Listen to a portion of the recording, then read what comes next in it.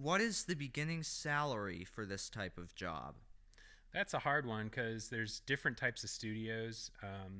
This one is this studio is run as a 501c3 nonprofit, so which is why I have to have another job in order to to do this.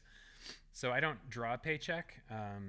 Nobody draws a paycheck here, but it's more of a community fueled enterprise where people will come in and volunteer, and then maybe they'll also be able to use the space for their own projects if they're volunteers. So then they're saving money by doing that.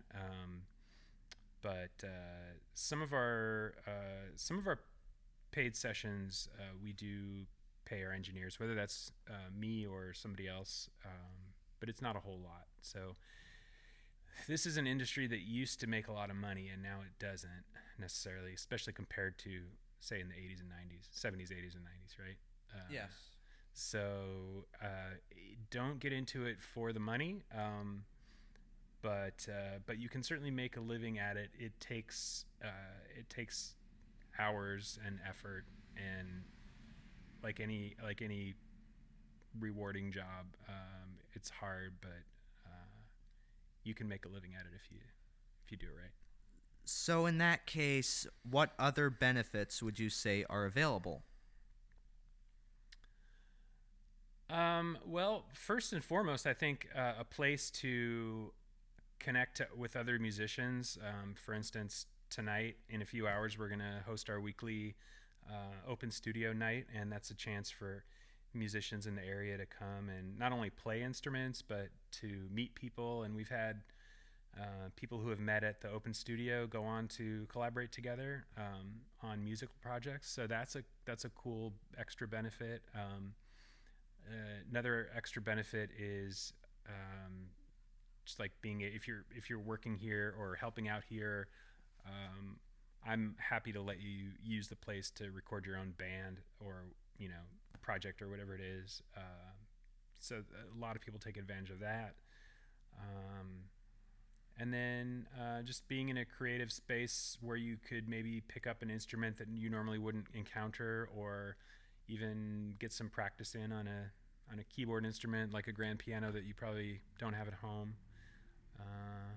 Yeah, meeting people, the opportunity to get your hands on some instruments, and using the place for your own projects, I think is probably what most people would say.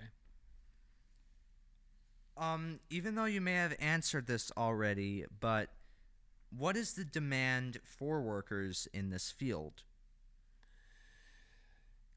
Not as high as it used to be because it's been so democratized with home recording. But there's always a there's always a wall when it comes to home recording, and some people are fine staying the on their side of that wall, and they're happy with the results. But there's certain things that you won't achieve if you don't have, for instance, the air volume of a big room. An instrument might not isn't going to sound the same. For instance, this piano in this room will sound totally different in your dining room at home. There will always be a demand for a professional studio where full-sized analog instruments exist, and the place is purpose-built with sound treatments and so forth. But it shrunk a lot when personal computers and recording software came around in the 90s, and it's pretty small. It's not a sure thing if you decide to go into this field that you're going to have steady work forever. It might require differentiating yourself in some way that makes you more specialized, or otherwise able to attract a niche. Will there be a need for this job in the future? I think that's the same answer. I think there will always be a need for a professional studio for sound recording, whether it's for music or Foley or whatever you want to sort of think about. And therefore, there will always be a need for employees. Which factors affect the outlook for this career? Well, the economy and COVID showed us that things can just stop for 2 years. So if there was another pandemic, uh, that could freeze the whole industry again.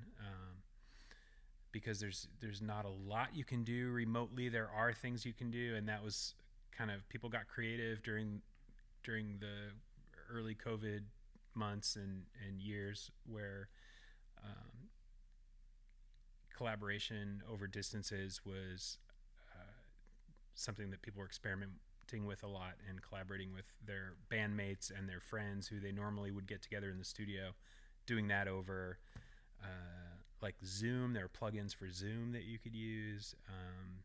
I think we all saw that.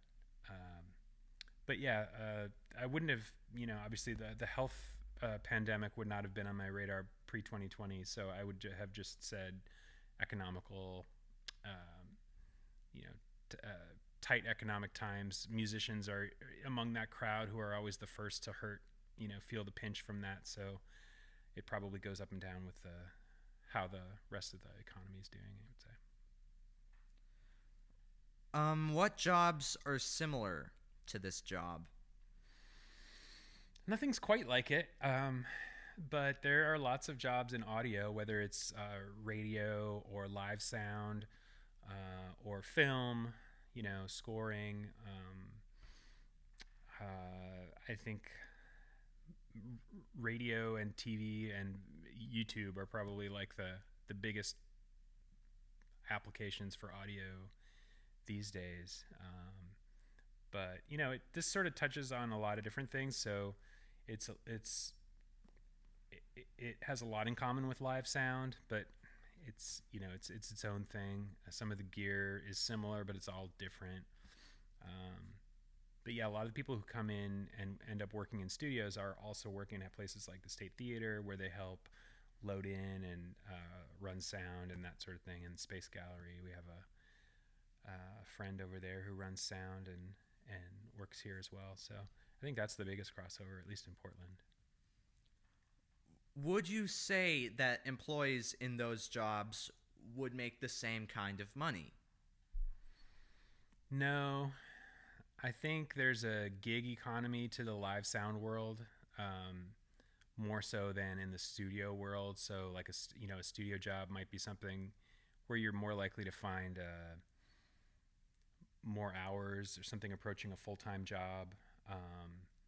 The live sound stuff is all kind of becoming part of a conglomerate, and what they want to do is drive labor costs down and work in more of a gig framework, so that you're not really getting benefits, you're not necessarily making getting raises each year, and no one's there to really shepherd your career. It's more of a you're in and you're out, and then maybe you're off to DJ a wedding or something like that. And that's my feeling on it anyway. Even though with the hardships, is there anything that you'd say that you like about this job? Oh, I like everything about it. It gets on my nerves sometimes, just because even things you like get on your nerves. But I think if the thing that I would wish for most would be another person or a couple people who spent as much time as I did on this place. And then I think with a little collaboration, we could work less individually and make more out of the place. And I've had that at certain phases with this studio, but right now I'm at a point where I'm kind of doing most of it on my own. And so it just gets to be a lot when things start to pile up, like repairs and bills and stuff like that. So that's what I would say.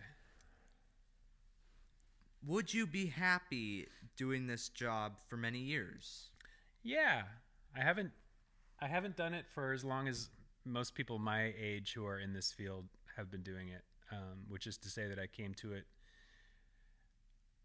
early in life and then stepped away and then came back to it later in life. So it's been about 6 or 7 years now since I've been in full swing with this studio, and I hope to be doing it for many more. If there was one thing that you could change about this job, what would it be? Ooh,